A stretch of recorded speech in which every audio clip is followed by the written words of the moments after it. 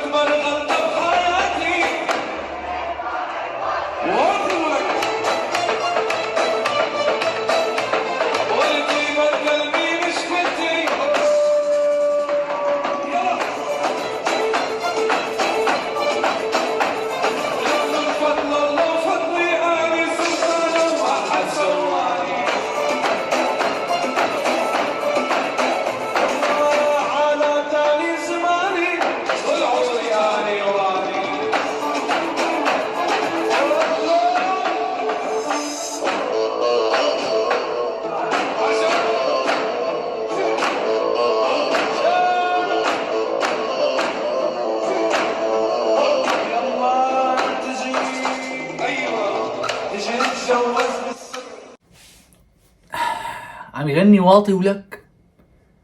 حازم شريف واقف على المسرح عم يغني واطي ولك.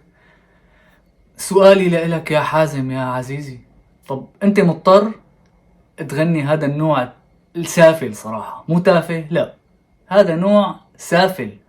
يعني انت هون عم تغني كلام نحن بالشوارع نستحي نقوله، يعني والله العظيم.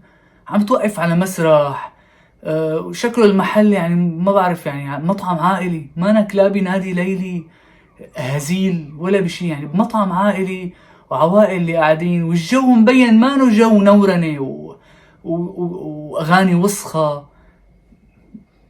انت بعيد عن هالشي ومانك مضطر ولا انك ملزم. اذا حدا اجا واطي، حدا واطي طلب، عفوا حدا طلب منك غنية واطي، قل له انا ما بغني هيك شي، انا اسمي حازم الشريف، اخذت لقب ارب ايدل، ما بغني هذا الشي.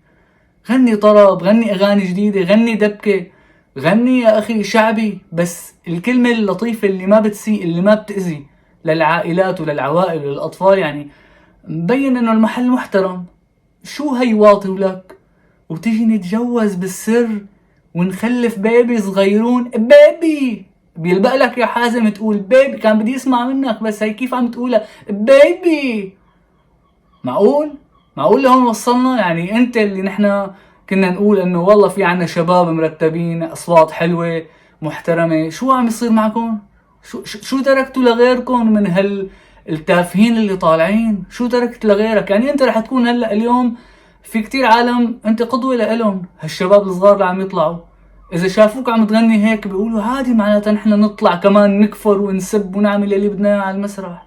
يعني انت ما تركت شي، جبتها من الاخر دغري واطي ولك والما عاجبه يخراس. هاي نحن صار مستوانا التافه، هذا الكلمات هي الوضيعة والتافهة. ما عاد في شي تاني نغني؟ لا يا أخي. شوف لبنان مثلا، هي عندك جورج نعمة بيطلع بيغني شعبي، بيغني دبكة، بيغني بس باحترام وبرقي وانت صوتك يعني لا يقل عنه للشب، وإنسان مثقف فنيا. انت شو هذا اللي عم تعمله يا حازم؟ غلطة عمرك هذا الفيديو يا حازم، صدقني. يعني في كتير عالم مثلا ما بتحب علي الديك، ما بتحب حسين الديك، ويمكن انا من الاشخاص اللي مثلا ما بتفق معهم فنيا، رغم انه انتبه في شغلات كتير بحبها لعلي الديك انا. يعني حاصودة شبهة غنية حلوة، لحن تراثي فلكلوري جميل. طل الصبح ولك علوش، بغض النظر هو مأخوذ من تراث كردي مثل ما عم يقولوا او غير، لا المهم الاغاني حلوة اللي بغنيها، ما فيها كلام خادش، ما فيها كلام فيه قلة حياة. حسين الديك نفس الشيء، ما عنده كلمة بشعة بأغانيه، واغانيه حلوه وضاربه، والشباب والكل العالم عم بتغنيها، الله يهنيهم. انا يمكن شوي بعيد عن هاللون، بس بنفس الوقت في عنده كم غنيه تسمعهم فيهم ميلودي حلو وما فيهم كلام مزعج. يا اخي اليوم وصلنا لمرحله يعني صرنا نقول يعني بالنسبه لنا صار علي الديك وحسين الديك هن الفن الجميل للشعب السوري. طبعا في كتير شيء مهم، يعني في عنا وفيق حبيب من الاصوات الرائعه والمهمه، والاغاني الجميله، بس عم نحكي انا على القليله ما في كلام بذيء عندهم، ما عندهم كلام وسخ. شو العالم هي الزباله، بيبي ونخلف بيبي صغيرون وواطي ولك ومدري شو ومسبات ورديات ليش عم تقلدهم انت؟ ما بعرف. انت بدل ما تكون قدوه للفن لك وين صرت يا حازم يا عزيزي؟ ما بعرف شو رايكم انتوا يا جماعه؟ اعطونا رايكم، يعني هيك حركوا لنا التعليقات.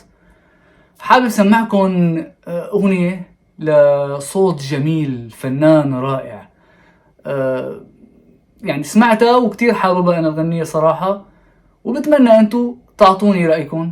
الفنان اسمه مراد حلمي، من الاصوات الخطيره، متمكن موسيقيا، انسان مثقف وفنان رائع جدا.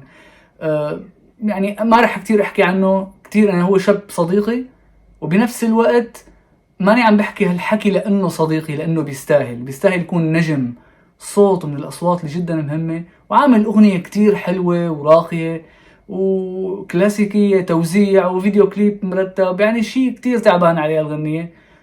حابب سمعكم اياها، رح احط لكم الرابط تبعي باول تعليق، وفيكم تعلقوا عنده عن الاغنية وتفوتوا تسمعوا شو عم يغني. اسمعوا لما بيغني طرب، اسمعوا لما بيغني شعبي، اسمعوا لما بيغني مواويل، صوت متمكن ورائع صراحة. وإلى اللقاء يا أصدقائي مكافحين النشاز. إن شاء الله نكون هيك يعني بآخر الفيديو سمعناكم شي حلو، وبعرف إنه بأول الفيديو هزينا لكم بدنكم، معلش. وحازم شريف، بتمنى عليك إنه ما بقى تعمل هالشغلات، يعني أنت صوت وفنان جميل، ما انك مضطر تغني هالشغلات اللي ابدا ما بتلبق لك صراحة. والى اللقاء يا اصدقائي، باي باي.